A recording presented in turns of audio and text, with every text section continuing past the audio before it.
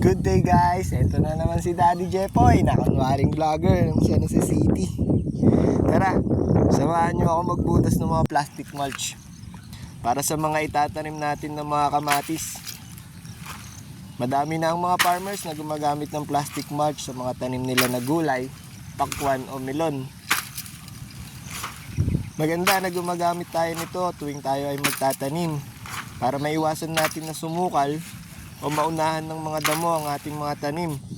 Lalo na kung ganito, rainy seasons, napakabilis tumubo at lumaki ng mga damo.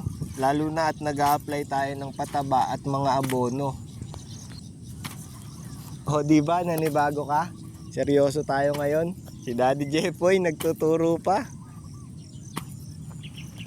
Samantalang puro kalokohan lang pinopost natin dito sa Facebook.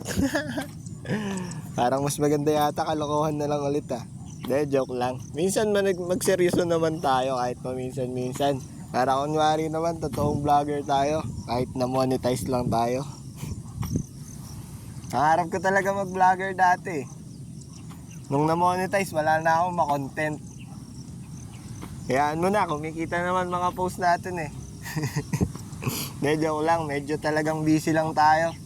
Hindi tayo makapag-content Soon, makakapag-content din tayo ng maganda. Malay natin, di ba? Basta tuloy-tuloy lang ang post. Di tayo magsasawa. Pag may time, content naman. Pag walang time, post ng kalokohan. Mas marami pa yung kalokohan na post. So yun, hanggang dun na lang. Ako si Daddy Jepoy, kunwaring vlogger ng San Jose City.